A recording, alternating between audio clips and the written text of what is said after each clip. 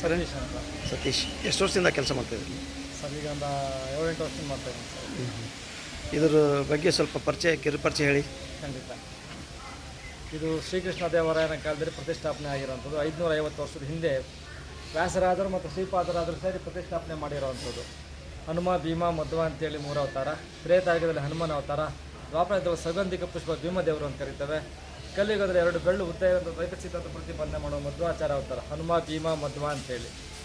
ಮೇಲ್ಗಡೆ ಶಂಖಚಕ್ರ ಇದೆ, ಸೂರ್ಯಚಂದ್ರ ಇದ್ದಾರೆ, ಶ್ರೀಪಾದರಾಜರ ಪ್ರತಿಷ್ಠಾಪನೆ ಸಂಕೇತ. ಬಾಲದ ತುದಿಯಲ್ಲಿ ಗಂಟೆ ಇರೋಂಥದ್ದು ವ್ಯಾಸರಾಜರ ಪ್ರತಿಷ್ಠಾಪನೆ. ವ್ಯಾಸರಾಜ ಎಲ್ಲೆಲ್ಲಿ ಮಾಡಿರ್ತಾರೆ ಅಲ್ಲೆಲ್ಲ ಬಾಲದ ತುದಿಯಲ್ಲಿ ಗಂಟೆಯನ್ನು ಕಾಣ್ಬೋದು. ಮತ್ತು ಮುಖ 10 ವರ್ಷದ ಈಚೆಗೆ ಮುಖ ಅರ್ಧ ಇಂಚ್ ಬೆಳೆದಿದೆ. ಮುಂಚೆ ಅಂಗಾರಕ್ಷತೆ ಹೂವೆಲ್ಲ ಇಡ್ಲಿಕ್ಕೆ ಆಗ್ತಿಲ್ಲಾಗೆ ಹಿಡ್ಬೋದು.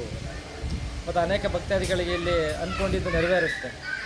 ಏನೇ ತೊಂದರೆ ಇದ್ದರೂ, ಹಣಕಾಸಿನ ತೊಂದರೆ ಆಗಿರ್ಬೋದು, ಕೋರ್ಟ್ ವ್ಯಾಜ್ಯ ಆಗಿರ್ಬೋದು, ಮಕ್ಕಳಾಗದೇ ಇರೋರು, ಮದುವೆ ಆಗದೆ ಇರೋವಂಥವ್ರು, ಸಂತಾನ ಇರೋವಂಥವ್ರು ಎಲ್ಲರಿಗೂ ಅನುಕೂಲ ಆಗುತ್ತೆ. ಇಲ್ಲಿ ಪ್ರದೀಪಾಚಾರ ಅಂತೇಳಿ ಮುಖ್ಯ ಅರ್ಚಕರು, ಸುರೇಶ್ ಆಚಾರ ಅಂತೇಳಿ ಅವರ ಅಸಿಸ್ಟೆಂಟು. ನಾವೆಲ್ಲ ಇಲ್ಲಿ ಸೇವೆಗೆ ಅಂತ ಬರ್ತೇವೆ. ನಾವು ಸೇವೆ ಇಲ್ಲಿ ವಿಶೇಷ ಏನಂದರೆ 4 ಕಾಣಿ ಕೊಡ್ತೇವೆ. 4 ಕಾಣಿ ಜೊತೆ ನಿಮ್ಮದೊಂದು ಕಾಯಿನ ನೋಟ ಇಟ್ಟು ಹೊರಭಾಗದಲ್ಲಿ ಇದು ಪ್ರದಕ್ಷಿಣೆ ಮಾಡಿ ಪ್ರಾರ್ಥನೆ ಮಾಡಿ ಅಲ್ಲಿ ಒಂದು ಬೋಲ್ ಇಟ್ಟಿರ್ತೇವೆ ಪಕ್ಕದಲ್ಲಿ. ಆ ಬೋಲಿಗೆ ಹಾಕಿದ್ರೆ ದೇವ್ರ ಪಾದ ಹತ್ರ ಆಗ್ತದೆ. ನೀವೇನೇ ಅಂದ್ಕೊಂಡ್ರು ಅನುಕೂಲ ಆಗುತ್ತೆ. ಇಲ್ಲಿ ವಿಶೇಷ. ಮತ್ತು ಬಾಗಿಲು ಆಗ್ತಂಥ ಸಂದರ್ಭದಲ್ಲಿ ಅನೇಕ ಬಾರಿ ಗಂಟೆ ಜಾಗಟೆ ನಗರ ಶಬ್ದ ಕೇಳಿ ಬಂದಿದ್ದಾರೆ.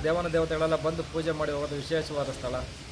ಇಲ್ಲಿ ಯಾರು ಏನೇ ಅಂದ್ಕೊಂಡ್ರು ಅನುಕೂಲ ಆಗುತ್ತೆ. ಈ ಆಂಜನೇಯ ಸ್ವಾಮಿ ಇದು 4 ಕಾಣಿ ಹಾಕಿದ್ದೆ ಏನ್ರ ಸ್ವಲ್ಪ 4 ಕಾಣಿ 25 ಪೈಸೆ ಇದೆಯಲ್ಲ, 4 ಕಾಣಿ ಕೊಡುವಂಥದ್ದು. ಅಂತಂದ್ರೆ ಯಾರಿಗೆ ವಿಶೇಷ ಏನಾರು ಆಗಿದೆ ಅಂತವ್ರಿಗೆ? ಆಗಿದೆ. ಮಕ್ಕಳಾಗಿಲ್ಲ ಅಂದ್ರೆ ಮಕ್ಕಳಾಗಿದೆ, ಮದುವೆ ಆಗಿಲ್ಲ ಅಂದ್ರೆ ಮದುವೆ ಆಗ್ತಾಯಿದೆ, ಸಂತಾನ ಆಗ್ತಾಯಿದೆ. ಏನೇನು ಅಂದ್ಕೊಂಡಿದ್ರೆ ಅವರೆಲ್ಲ ಅನುಕೂಲ ಆಗಿದೆ.